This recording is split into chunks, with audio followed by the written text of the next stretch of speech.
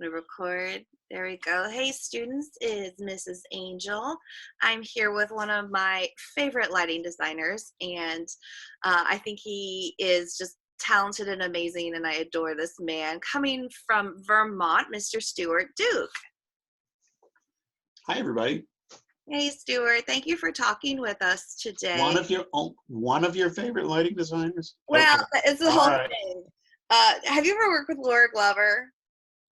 I have met Laura and I know Laura, but I'd be happy to count myself in her company.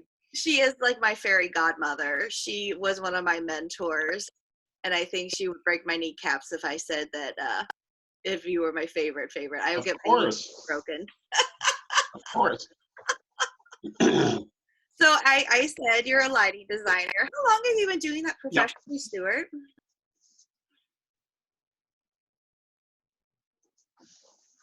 My internet froze for a little bit. It did. Yes. Yeah. You were all frozen there for a minute. The pitfalls of the new normal. Yeah, it is. How long have you been a professional lighting designer? For about 40 years. And are you still loving it? I do still love it. It's like all of us, we're having trouble doing the things we love the most right now. Yeah. So right now I can't practice theater, which is my greatest love, but I'm fortunate because I am also an architectural lighting designer, and I work with a firm outside of Philadelphia, almost entirely remotely here from my studio in Vermont. Mm-hmm. And some of those projects are ongoing construction projects, are in the design and development phase. So I'm still able to do a lot of work here from home. So I'm keeping a little busy, not quite as much as I'd like, and not spending as much time in a theater as I'd like. Yeah. Tell us about architectural lighting. That's not something we've ever touched on. Well, architectural lighting is I like to think that the tools that we use are applicable to any kind of lighting. Whether you're lighting a play or a musical or an opera or a dance or a corporate event, or in this case, maybe a hotel lobby. Mm-hmm. But architectural lighting is the process whereby we participate in the development of architectural plans and the construction of buildings. The firm that I work for does a lot of resort work. So there's a lot of work in hotels and some themed entertainment. But whenever you go in a building, let's say a hotel, a lighting designer typically will be responsible for making choices about what the lobby looks like, what the parking lot outside looks like, what the trees and shrubs around the building look like, by making choices of lighting equipment. Mm-hmm. And providing those choices to electrical and building contractors in the form of drawings, just as I would as a theatrical lighting designer making choices of lighting equipment and where that hangs in the theater, and developing a set of drawings which includes typically a light plot and some support paperwork, mm-hmm. Database paperwork, which we call hookups, and providing that to a production electrician who would hang those lights in a theater in preparation for doing production on a show. Mm-hmm. How did you first get started? How did you first get interested in lighting and theater? I got interested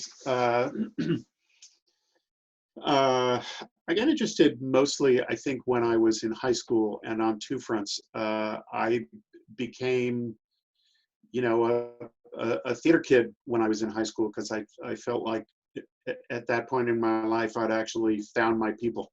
Mhm. And it's a, you know, it's a story I think that a lot of people tell who get involved with theater, and true of other areas as well. Mhm. But so I got involved with theater at high school, and as a result of that and some local connections, I got involved working backstage at a local community theater. And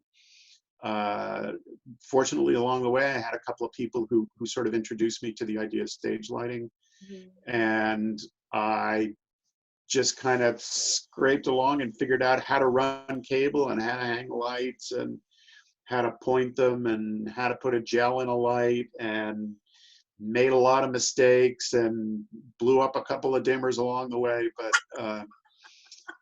um, I think what really excited me about lighting and stage lighting particularly was I always describe it as a great left brain, right brain thing.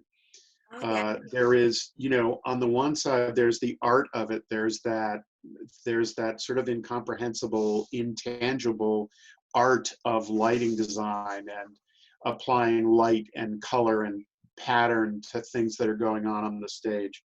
Um, and that's always really appealed to me. And but there's the other side, the sort of, you know, geeky side that involves all those numbers and those calculations and working with computer consoles.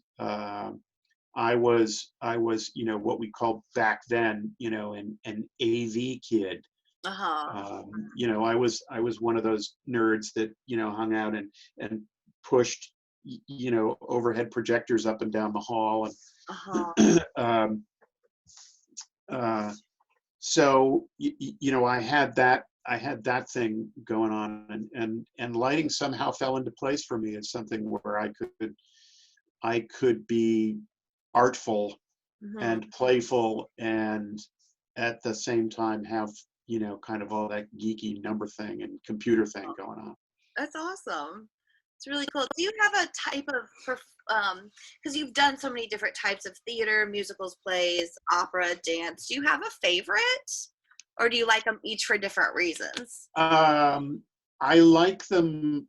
uh, I like them all, and maybe not a steady diet of any one. Yeah. And I have done predominantly work in the theater Mhm. on plays and musicals, uh, and I love both. And I have also I've done quite a bit of opera work, Mhm. some dance, although not in a long time. Mhm. And I also did for a great many years, I designed lighting for corporate events, product reveals, and conventions. And then I branched into architectural lighting. And one of the things I like about having my fingers in that many different pies is that you bring something with you back and forth to each of those disciplines. Yeah. So something I learned doing an opera is going to occur to me when I'm thinking about how I want to light a hotel Mhm. lobby. And it usually boils down to um, how my audience is perceiving the experience, because I think that is it's one of, if not the most important role that lighting plays, and it's universal.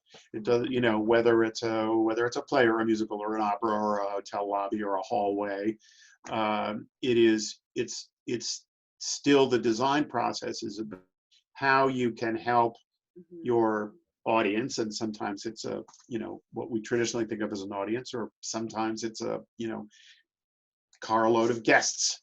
Uh-huh. Um, it's how they're experiencing the world around them. Mhm. I think But that's if but I don't know that I could. I don't know that I'd pick a favorite. There is something very soothing and zen-like about doing the architectural work. And there's really nothing like being in a theater and doing lighting for a play or a musical where you get so wrapped up in the storytelling. So I guess my heart belongs in the theater. I guess there's something more permanent about the architectural lighting that it's going to be there for years. There is, which can sometimes be a little scary. Oh. Okay, I better put this light in the right place because it's going to be there a long time. What is, so if, let's say it's a scripted, if it's a play or a musical, what's your process? So you've been hired to do this gig. Mm-hmm. What's your process of approaching the work? I think you start and end with story. Theater is really celebrates that which has made us distinct as a species, and that is our ability to pass on our stories to others and to next generations. So I always feel as a designer that I want to constantly question myself about how well I'm telling the story. So that's where it begins for me. If for this example, if someone were to say, we would like you to design the lighting for a new play, and we agree that I have the time to do it, and they're going to make me some kind of business offer, which is, attractive enough for me to be able to put, food on the table. Mm-hmm. Then I'll be sent the script, and that's where it begins. It begins with reading, and typically I will do multiple reads of a script in preparation to begin the design process. And the first read of the script would be the same way we would take in a streaming television series or a movie or listening to a record. It's that first general impression. And I try to, when I read that play for the first time, I try to just experience it as I think an audience might. And I don't start thinking about, oh, it's daytime, it's nighttime, it's raining, it's sunny, it's inside, it's outside. Mm-hmm. She turns the light on here. Those kind of determinations will come later, but what's important is to get a feel for what the playwright or the composer or both are saying, what's the meaning of the story. And the next most important part of the process, and for me, I think the most enjoyable is the collaborative piece of it, where you begin to share your perceptions and experiences with others on the production team. In a traditional theater setting, you would start with a director, maybe a choreographer. You might, if it's a new work, you might have the playwright or the composer with you at the get-go. There will be your teammates and collaborators, the set designer, the costume designer. Maybe there's projections, a projection designer. There's the sound designer, and they will each bring their perceptions and their own life story and their own skills and their own artistry into the mix. And you get thrown into a literal or a virtual room together, and you begin to develop a language by which you will tell this story to an audience. From that point forward, it becomes somewhat more structured. Along the way, you would expect to be driven by the director, who will you hope be both collaborative, but issue a vision for what how this play or this musical or this opera will be presented to an audience. And that may be something highly conceptual. It might be something as simple as saying, well, we're going to do Shakespeare, but we're going to do it in the 1960s. Okay. Giving sort of visual, geographic, chronologic framework for the story. And then each of the disciplines, lighting, sets, sound, costumes, all go about serving that vision by going and finding images, typically, or sometimes sounds, and bringing those inspirational images to the table. And somewhere along the line, you all sit there and say, this is right. This is the right image for how we're going to do this. And then again, everybody sort of figures out how they're going to shape their individual discipline to support that overall vision. And then we go about the process of, for me as a lighting designer, there's sort of two parallel tracks at that point, and one of which is an artistic one where I continue discussions with the director or the costume designer, set designer, etc., to develop an artful approach to what the lighting might look like. And at the same time, I'm talking to people who are who actually work at the theater, and they're going to tell me all about, if I've never worked there before, they're going to tell me, they're going to send and give me lots and lots of information about what the theater looks like. How big is the stage? Is it a traditional proscenium stage where the audience sits out here and looks in there? Is it a three-quarter thrust or in the round where the audience, wraps around the action? What does the stage look like? How tall is it? How wide? How deep? Where do we hang the lights? Are there lots and lots of pipes on every 6 inches? Or is there, well, there's like these 2 pipes, and then sometimes we put up a tree over here or something, you begin to gather all the information you need that describes the space that you're going to do the lighting in. And along the way, you also find out how much money can the producer spend, and that can obviously vary wildly. And do they have lighting equipment already in the theater and a lighting console, or is it a situation where we need to specify lighting equipment and go out to a lighting shop and have them bid providing everything, lights and gels and templates and color and pipes and cables and light boards, etc. And then once I've gathered enough information about how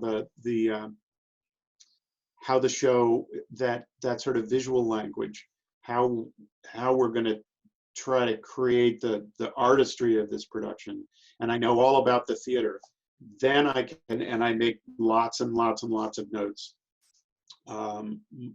because I will always forget conversations that I had. And then I can sit down and I can begin to make the decisions, which are complex and yet simple. And that is, where are the lights going to hang? What are they going to point at? How are they going to be controlled? What color are they going to be? And that information goes on a set of paperwork, which begins with a light plot, and then and some other things that support that base document. And that information gets disseminated to electricians or technical directors, and it gets married up with other information about where the scenery is going to hang and sit in the theater. And there may be discussions with the sound designer about where does she need to position speakers.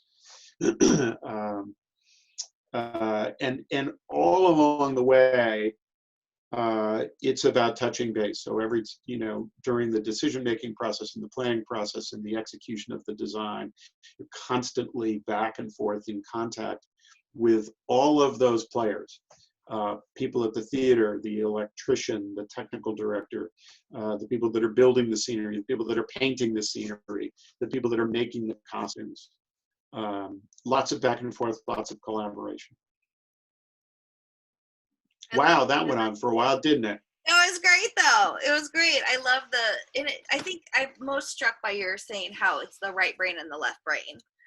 And then at some point you have to run both of those at the same time. Yeah, I'll tell you a secret too. The other thing that I love about lighting, even though a lot of really great lighting designers can sit down and sketch in light, Mm-hmm. I can't sketch to save my life. Uh-huh. Uh-huh. So I was never destined to be a set designer or a costume designer. Uh-huh. You found what you were right to do. Right. Mm-hmm. Right. Something intangible. Do you ever watch Project Runway? I don't. One of the winner, he was the winner, but he had to do a sketch, and it was just like third grader level type sketch, and he's like, I don't sketch. So like that's not everybody's jam. Do you have any specific artists that you find inspiring, like talking of like any painters that you like love how they use light? Oh gosh, there are so many great painters, and I won't bring enough of them to mind now, but the ones that have constantly inspired me.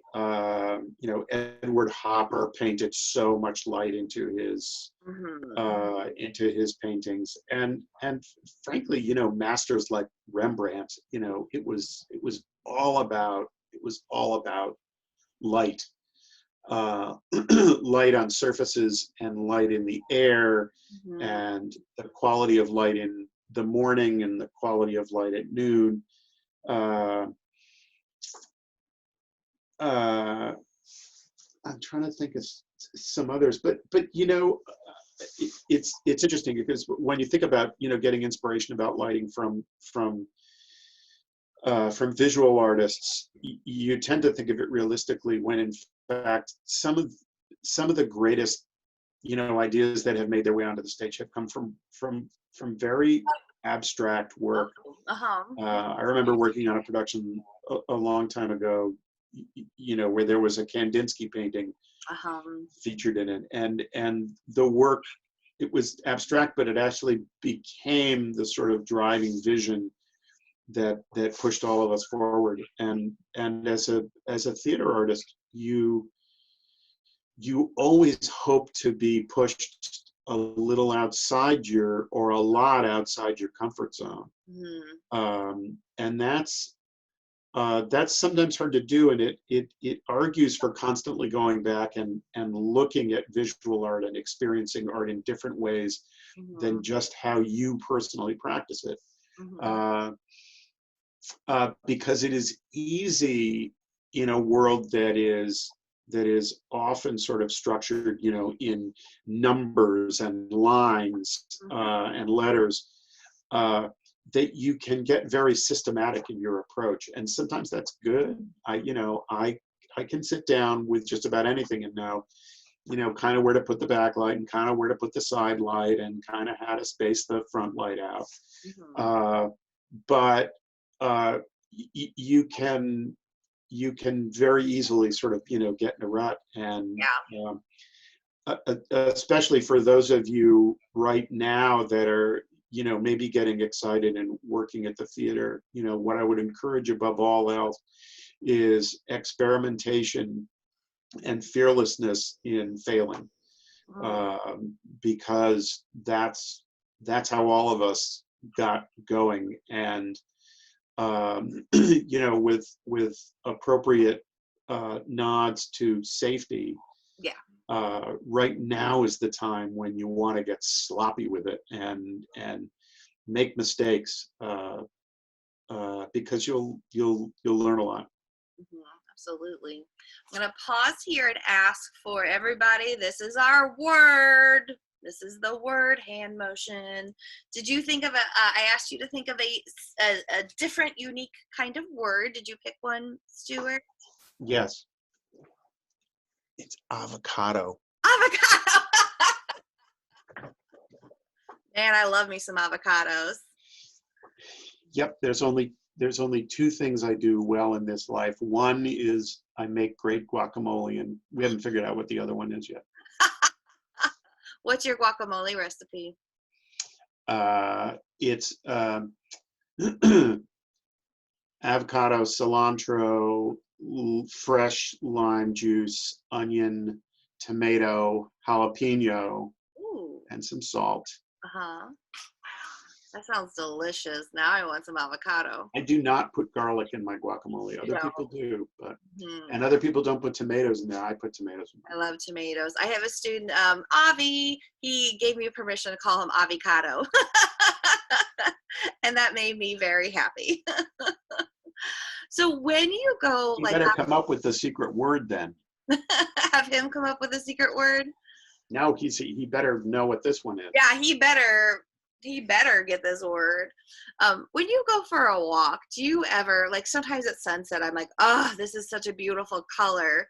I wonder what gel color it would be. Do you ever do that? I do. I've taught lighting at the college level a number of times. And one of the most important things that I teach my students, and I would say to any of you who are interested in lighting or interested in the theater or interested in psychology or art or pretty much anything, is as a lighting designer, I deal with tools, ways to describe light, and the functions that light fulfills. And if I go outside and it's a bright sunny day at 5 o'clock in the afternoon in March in Vermont, there's a lovely warm quality about that sunset. But what's important to me as a designer is to be able to be outside watching that sunset, or inside in a room, or driving in my car, or being anywhere, and being able to describe what is the quality of light right now, and what is it about that quality of light that makes me feel the way I do. We feel differently on a warm, bright, sunlit afternoon than we do on a chilly, rainy February morning. And there's some of it is the rain, but a lot of it is the quality of light, and the impact it has on us emotionally. So one of the questions I would always ask my class, on the occasions when I've been in a room where there are no windows or there are window shades, I will say, what's it like outside? And some people can tell you and some people can't. And one of the best things we can be as theater artists are observers of life and observers of our environment, of nature and the people around us. And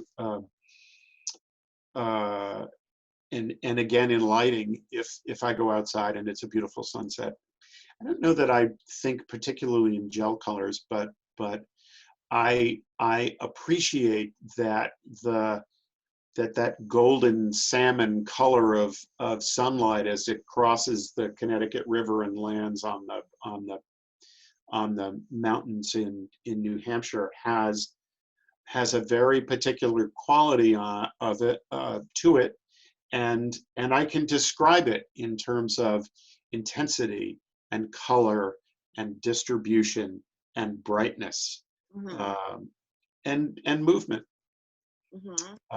And once I know, once I'm aware and know how to describe the quality of light in any given situation, I can bank that. I can use that. So someday I'm going to be lighting a scene in a play or a musical or an opera, and think to myself, I want that feeling on stage. So how do I use stage lights to recreate that in this particular moment?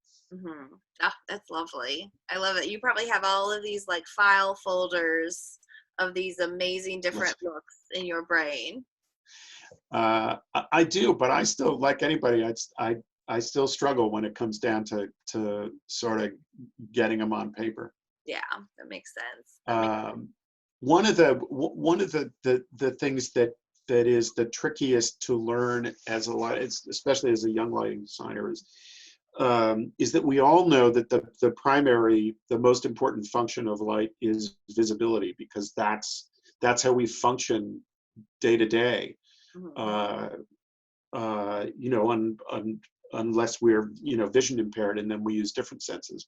But normally, light is absolutely imperative for us to live, for us to navigate, for us to function, to get our work done, to get our clothes on, to eat lunch, and so as a young lighting designer will typically will go and sit in the theater for the very first time, the first time they do a design, and the first thing they will bring up, they will ask for from the light board operator, first thing they'll turn on is the visibility light, is the front light, because you've got everybody there, you're in production, the stress is on, the director is there, and you want to just get light on stage, so you turn on them. And the thing to remember is, visibility. Okay, I've done that. You can see the stage now, but that's easy. Anybody can, throw the light switch and turn on the dining room lights, and then you can see. But it's not what matters. It's not the core of how you said you were going to tell the story. And instead, if there's this magnificent floor to ceiling French window upstage left, and the scene is all about that sunset that Mrs. Angel just talked about, then I would say, as a lighting designer, what's the first thing you want to turn on stage is the light coming through that window, because that's what it's all about. So that's your inspiration. So you follow the process. When you do the design, if it's all about sunset through a window in this scene, it's the first thing you draw on the paper, and it's the first thing you turn on when you get in the theater.